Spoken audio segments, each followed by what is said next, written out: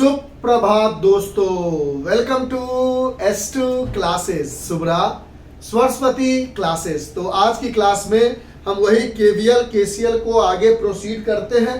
पहली वीडियो में हमने आपको KVL KCL, Kirchhoff's voltage law, Kirchhoff's current law और व्हीटस्टोन ब्रिज की सारी स्टोरी समझाई, उसकी प्रूफ वगैरह बताई। फिर उसी के अंदर में हमने दो क्वेश्चन जो एनसीईआरटी का था वो समझाया। दूसरी वीडियो में दो क्वेश्चन बताया क्योंकि टाइम ज्यादा हो रहा था, तो एक बचा हुआ क्वेश्चन को आज कंप्लीट करेंगे इस वाली लेक्चर में। अब देखो, इस वीडियो में हम आपको बताने जा रहे हैं हमारे केवीएल केसीएल के रिगार्डिंग लास्ट क्वेश्चन। इसके बाद हम फिर करंट इलेक्ट्रिसिटी के नेक्स्ट टॉपिक पे आ जाएंगे। और वो लास्ट क्वेश्चन कहता है पेज नंबर 128 का question number 3.9, determine the current in each branch of the network shown. Her branch में, जैसे AB में कितना करंट होगा, ये मान लो पॉइंट D रहा होता तो AD में कितना करंट होगा, BD में कितना होगा, AC में कितना होगा और CD में कितना करंट होगा, ये हमें बताना है। तो सबसे पहले तो इस सुंदर से डायग्राम को हम सुंदर तरीके से अपने बोर्ड पे बना लेते हैं। आराम से चीजों को समझना है, बारीकी से अगर इस टॉपिक को समझते हो तो इस टॉपिक के रिगार्डिंग फिर प्रॉब्लम नहीं आती है। मेरा अपना अनुभव ये कहता है कि इस टॉपिक को अगर अच्छे से पढ़ लेते हो तो ये टॉपिक आपके लिए 100% तैयार हो जाती है। और इस टॉपिक की एक खास बात ये है कि एक क्वेश्चन भी आ गया तो आपका ये लॉन्ग आंसर टाइप क्वेश्चन में ही आएगा, तो आपके लिए एक अच्छा सा मार्क्स मिल जाएगा। तो इसको समझ लो, और ऑलरेडी हमने इतना सारा पढ़ाया है जिससे आपको प्रॉब्लम नहीं होगी। जैसे जैसे डायग्राम बना हुआ है वैसे हम डायग्राम को तैयार कर लेते हैं। उसके बाद इसको अच्छे से इक्वेशन लिख लेंगे और फिर इक्वेशन को सॉल्व कर लेंगे। ओके सर, हम आपकी बात समझते हैं। यहाँ पर है पॉइंट D, यहाँ पर है पॉइंट A, यहाँ पर है पॉइंट B, यहाँ पर है पॉइंट C। यहाँ से करंट, हाँ अच्छा, इस क्वेश्चन में एक और अच्छी बात देखो। क्या अच्छी बात है सर? इस क्वेश्चन में सिर्फ करंट का डायरेक्शन दे दिया गया है। और अभी तक हम जितना क्वेश्चन बनाते आए हैं, जितना भी क्वेश्चन बनाते आए हैं, उसमें करंट डिस्ट्रीब्यूशन भी था, यानी करंट I1 माइनस I2 जो भी डिस्ट्रीब्यूट करना था वो भी ऑलरेडी दिया हुआ था। इसमें हमें करंट डिस्ट्रीब्यूशन भी सीख लेंगे इसी बहाने।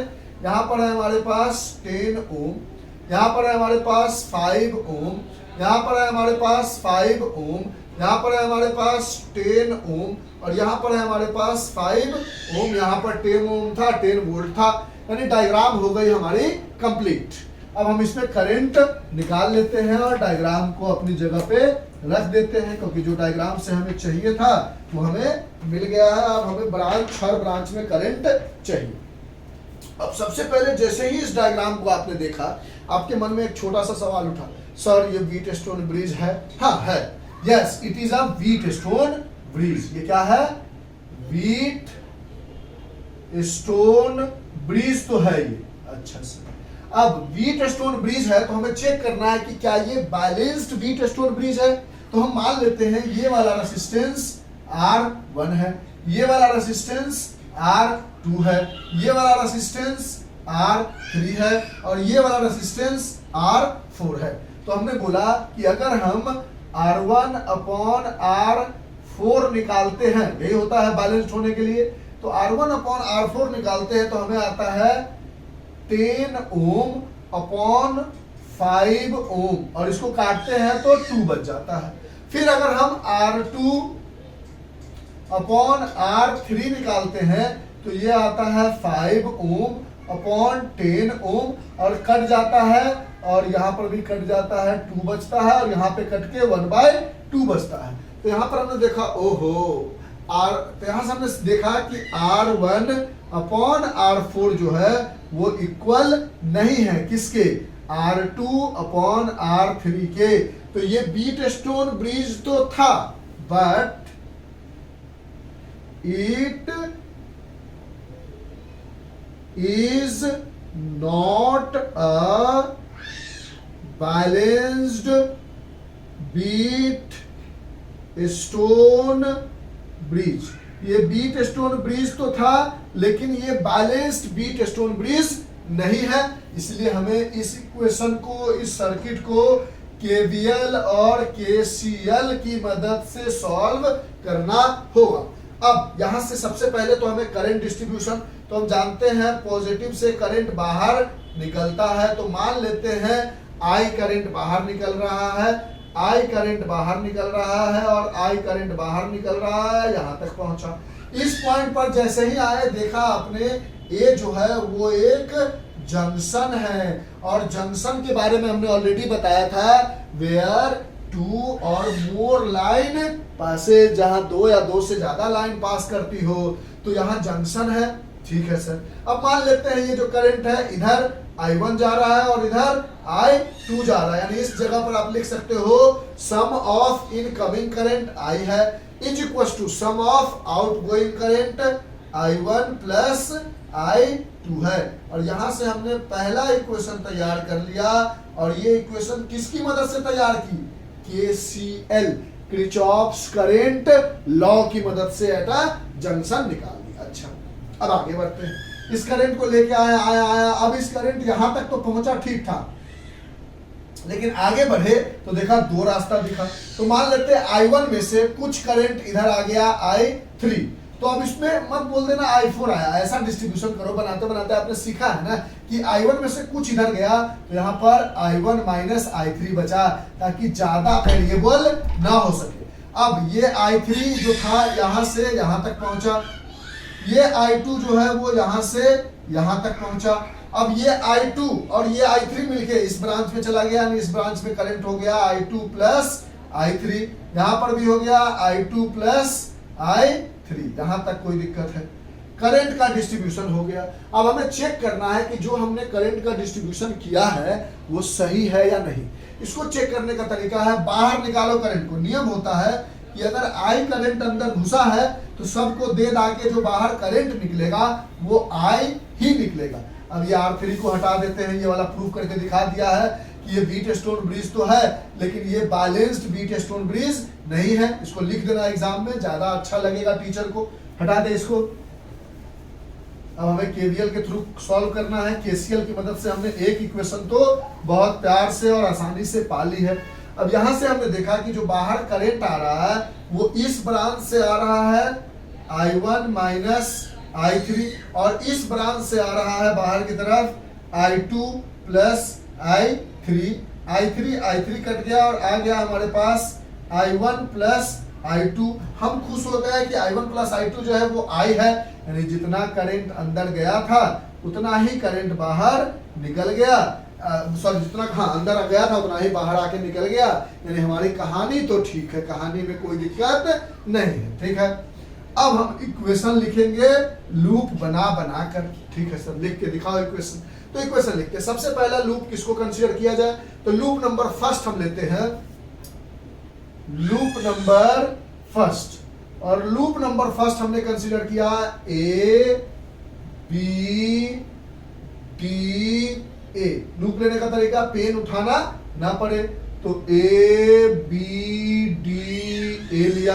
इसमें हमने अपने मन से पहले भी बताया था पाथ कंसीडर कर लिया। अब यहां से शुरू किया, हमारा पाथ है पहले का इधर और हम आ रहे हैं करंट इधर, यानी पॉजिटिव होगा प्लस 5I2। आगे बढ़े, लूप है हमारा ऐसे और I1 करंट भी है ऐसे ही, यानी लूप के डायरेक्शन में हमारा करंट है। ये I1 करंट था, इधर लिख लेते हैं। अब लूप के डायरेक्शन में ही हमारा करंट है, यानी निगेटिव 10I1। आगे बढ़े बढ़े बढ़े बढ़े यहाँ पहुंचे, यहाँ पर हमारा लूप इधर आ रहा है और करंट भी इधर ही है, यानी minus 5I3 is equal to 0। यहां से हमने बोला 5 कॉमन ले लेते हैं, तो I2 minus 2I1 minus I3 is equal to 0। 5 common लिया तो 5 उधर गया और 0 हो गया, तो मिल गया हमें I2 minus 2I1 minus I3 is equal to 0। ये एक इक्वेशन बन के हमारे पास आ गया। इस इक्वेशन को थोड़ा और प्रोसीड कर लेते हैं और यहां से हम लिख लेते हैं I2 इज इक्वल टू, दोनों को उधर ले जाएंगे तो 2I1 प्लस I3, और इस इक्वेशन को और इस इक्वेशन को हम रहने देते हैं। आगे देखते हैं क्या मिलता है। अब हम दूसरा लूप कंसीडर करते हैं। दूसरा लूप हमने कंसीडर किया ये वाला, और पाथ ऐसा ले लिया। अब दूसरा लूप लिया हमने बी सी डी बी, समझ रहे हो ना। तो लूप नंबर जो हमारा सेकेंड है वो है बी सी डी बी, ठीक है सर। अब इसमें हम आ इधर रहे हैं लूप में, और ये I3 करंट नीचे आ रहा है, यानी +5I3।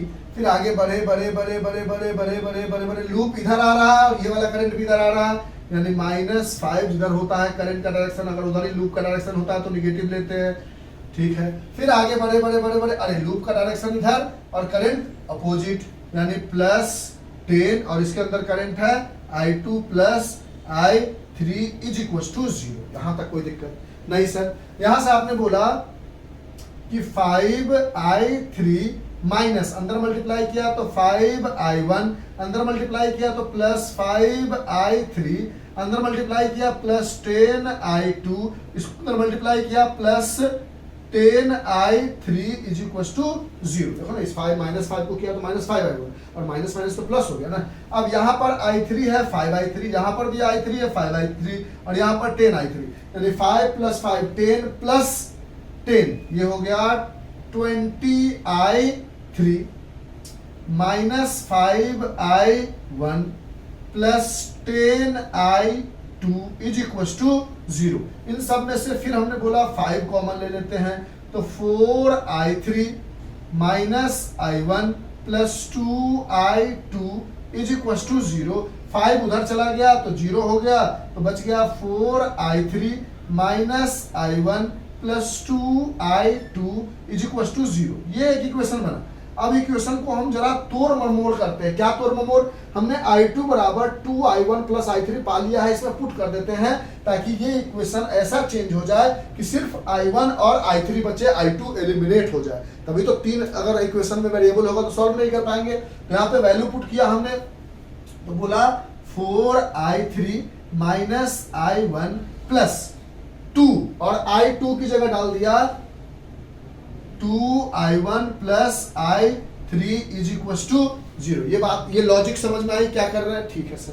अब यहां से हमने लिखा 4I3 -I1 प्लस, ये आ गया 4I1 + 2I3 = 0। 4I3 और 2I3 मिलके हो गया 6I3। यहां लिख देते हैं, यहां अच्छे से लिखते हैं ताकि एक ही जगह पे सारा हो जाए, बड़ा बोर्ड लाने का कुछ तो फायदा हो। और इन दोनों को सॉल्व किया तो आ गया +3I1 = 0। अच्छा, यहां से एक और बात बना सकते हैं। क्या बना सकते हैं सर? बात ही तो बनाना है फिजिक्स में। यहां से हमने बोला 6I3 बराबर, उसको उधर ले जाए तो -3I1, 3 1 जा 3, 3 2 जा 6, यानी I1 = माइनस को इधर ले आए तो 2I3। एक चीज तो हमें यहां से मिल गया, I1 बराबर -2I3। ठीक, अब थोड़ा और दिमाग लगाते हैं तीसरा इक्वेशन से पहले। यहां पर हमें I2 की वैल्यू निकाल लेते हैं, तो हम लिख सकते हैं I2 = 2, I1 की जगह डाल दिया -2I3 + I3, यह आ गया I2 = -4I3 + I3, that is I2 = -3I3। समझ रहे हो कैसे कैसे किया? पहला इक्वेशन ये बनाया और इस इक्वेशन से ये बात लिख ली। दूसरा इक्वेशन ये बनाया और इस इक्वेशन में I2 की जगह वैल्यू पुट करके यहां तक पहुंच के यहां तक आ गए, और ये वाली वैल्यू फिर से इस इक्वेशन में पुट कर दी, और ये बात हमें मिल गई। यहां तक कोई प्रॉब्लम है? लिख लो अच्छे से जो भी बातें लिखनी है। यानी यहां से जो जो हमें इक्वेशन मिला उन सब बातों को अगर एक जगह लिखा जाए, जो हमारा इंपॉर्टेंट चीज है, तो एक हमें मिल गया I2 बराबर -3I3। जो भी लिखना है उसमें से लिख लो, उसको इरेज करेंगे। I2 बराबर -3I3, एक बात तो हमने ये पाई। दूसरा पाया हमने I1 बराबर -2I3। ये दो बातें हमने पाई है सारा तोड़ ममोड़ करने के बाद। ठीक है, अब तीसरा लूप हम लेंगे। मान लो इस पॉइंट को E कंसीडर कर लेते हैं और इस पॉइंट को एफ कंसीडर कर लेते हैं। तो E F A B C ई, जैसे मन हो वैसे लूप लिया जा सकता है, पहले भी बताया है। बस लूप लेने वक्त पेन उठना नहीं चाहिए। आप चाहो तो E F A B D C E ले सकते हो। देखो ऐसे, ठीक है, या यहां से ऐसे उठाओ, ऐसे उठाओ, ऐसे उठाओ, ऐसे उठाओ, ऐसे उठाओ, किसी तरह से ई से शुरू करके एक लूप तैयार करना है। तो ज्यादातर लोग जो लेते हैं वही हम ले लेते हैं। इरेज कर दे इसको, लिख लो, इसमें से जो भी बातें आपको पसंद है वो पसंद की चीजें लिख लो। अगर चाहो तो हम इस साइड में ही इक्वेशन लिख देते हैं। लास्ट वाला जो लूप बनाया है उसका इक्वेशन यही लिख देते हैं। तो अब हमारा लूप नंबर 3 आया। लूप नंबर 3 हमने लिया है E F A B C E, E F A D C E. अब इस लूप में हमने पाथ कुछ ऐसा मान लो करके लिया है, ये ऐसे घूम के आए हैं। तो देखा इस पाथ में ये बैटरी में हम निगेटिव से पॉजिटिव जा रहे हैं, तो इस समय +10। फिर आगे बढ़े, जिधर करंट का डायरेक्शन मेरा पाथ भी उधर ही है, यानी -10i। अब i में नहीं छोड़ेंगे बात को, i1 + i2 डाल लेंगे, आगे पहले इक्वेशन लिखते। फिर आगे बढ़े, ऐसे आ रहे हैं और करंट भी इस ब्रांच में एडी में ऐसे ही है, तो -5i2। फिर आगे बढ़े, ऐसे जा रहे हैं और इसमें भी करंट ऐसे ही है, तो -10i2 + i3 = 0। ये इक्वेशन में कोई दिक्कत नहीं सर। यहां से आपने बोला 10 -10 i की जगह हम i1 + i2 पुट कर देते हैं, क्योंकि i एक वेरिएबल है। ज्यादा वेरिएबल रखने में हमारे लिए प्रॉब्लम है, जितना कम वेरिएबल कर सके उतना हमारे लिए अच्छा है। -5i2 -10i2 -10i3 = 0। 10 को उधर मल्टीप्लाई किया तो -10i2, फिर 10 को मल्टीप्लाई किया तो -10i3, तो आ गया 10 -10i1, अंदर मल्टीप्लाई करोगे, -10i2 -5i2 -10i2 -10i3 = 0। आपने बोला i2 यहाँ भी है, यहाँ भी है, यहाँ भी है, और ये टोटल मिलके हो गया 25, उसके अलावा कोई सेम नहीं है। तो 10 -10i1 -25i2 -10i3 = 0। यहां तक कोई दिक्कत? लिख लो इक्वेशन को, एकदम लिखते चलो, बारीकी से चीजें आराम से पकड़ में आएगी। अब i2 की जगह वैल्यू पुट कर दो, i3 की जगह वैल्यू पुट कर दो, तो यहां से हमें मिल गया 10 i1 की जगह कितना है, -2i3, तो 10 -2i3 -25i2 की जगह कितना है, -3i3 -3i3 -10i3 = 0। कोई दिक्कत यहाँ तक? अब शायद नीचे वाला पोर्शन आपको नहीं दिखेगा, इससे नीचे नहीं जाया जा सकता है। नहीं सर, साइड में जगह है, कर लो यहाँ पे। चलो यहाँ पे करते हैं इस चीज को, एक ही जगह पे हम खत्म करना चाहते हैं, इसलिए बोर्ड का इस्तेमाल करना पड़ेगा आज। अब ये हो गया 10, लिख लो, यहीं पे लिख देते हैं साइड में। चलो यहाँ लिख देते हैं, ये हो गया हमारे पास 10, और ये हो गया +20i3 +20i3, ये हो गया +75 +75i3, और ये हो गया -10i3 -10i3 = 0। ये समझ में आ रहा अच्छे से? हाँ सर ठीक है, जगह दिख रहा है। अब देखो, इन दोनों को ऐड करोगे तो 95 होगा, और इससे माइनस करोगे तो कितना आ जाएगा, 85। यहां से आ गया 85i3 = 10 को उधर ले जाओ तो -10। ये लाइन समझ में आया?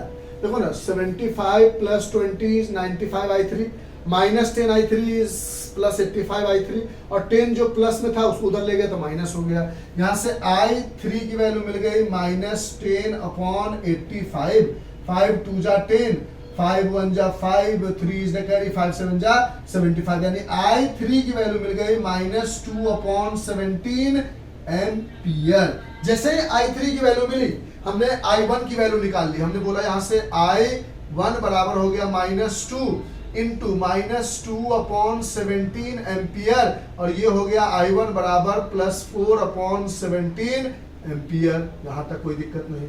I2 बराबर निकाला हमने तो बोला -3, I3 की जगह है -2/17 एम्पियर, माइनस माइनस प्लस हो गया 6/17 एम्पियर। और I1 की वैल्यू मिल गई, I2 की वैल्यू मिल गई, I3 की वैल्यू मिल गई, I1 की वैल्यू मिल गई हमें 4/17 एम्पियर, I2 की वैल्यू मिल गई हमें 6/17 एम्पियर, I3 की वैल्यू मिल गई हमें -2/17 एम्पियर। यहां तक कोई दिक्कत है? एकदम बारीकी से चीजों को लिखो, कहीं से कोई दिक्कत नहीं सर, ज्यादा गौच पौच नहीं होना चाहिए। हर बात को हमने लूप नंबर सेकंड कैसे कैसे बनाया ना बारीकी से समझाया है। अब लास्ट में आके मत बोलना सर कंफ्यूज कर गया, देखो लूप नंबर सेकंड ये है, ठीक है। एक साथ बताने में ऐसा नहीं कि कंफ्यूज कर जाना, एकदम बारीकी से चलते आए हैं समझाते गए, ठीक है। I1 I2 I3 मिल गया, हर ब्रांच में पूछ रहा है, तो ए बी ब्रांच में क्या हो गया 4/17 एम्पियर, कोई दिक्कत नहीं। I2 यानी एडी ब्रांच में कितना हो गया 6/17 एम्पियर, इस जगह करंट कितना हो गया 6/17 एम्पियर, कोई दिक्कत नहीं। I3 ब्रांच में क्या हो गया तो -2/17 एम्पियर। टोटल I करंट कितना हो गया I1 प्लस I2, और I1 प्लस I2 करोगे तो I बराबर कितना आ जाएगा, I1 की जगह 4/17 और I2 की जगह 6/17, एलसीएम लोगे तो ये आ जाएगा 10/17 एम्पियर। तो ये आ गया 10/17 एम्पियर। फिर आपको I1 माइनस I3 करोगे तो I1 की जगह है 4/17 और I3 की जगह है -2/17, यानी 4/17 माइनस ऑलरेडी है और उसके बाद -2/17 एम्पियर, यानी इसकी वैल्यू आ गई 6/17 एम्पियर। इस ब्रांच में निकालोगे तो I2 प्लस I3, इन दोनों को जोड़ोगे तो ये क्या आ जाएगा 6/17 प्लस -2/17 और जो ओवरऑल 4/17 एम्पियर आ जाएगा। और इस तरह से आपका बैक एक्सरसाइज का पेज नंबर 128 का 3.9 क्वेश्चन नंबर अच्छे से हमने समझाया और एक ही जगह बताने की कोशिश की। अगर कंफ्यूजन हुआ होगा तो आप बताना, देख लो अच्छे से, समझ लो अच्छे से और बताओ कैसा लगा, ठीक है। बोर्ड पूरा भरा भरा सा दिखेगा। अब कोई बच्चा कहेगा सर हम लास्ट में आके स्क्रीनशॉट ले लेंगे, तो उसको कैसे समझ में आएगा आप ही बताओ।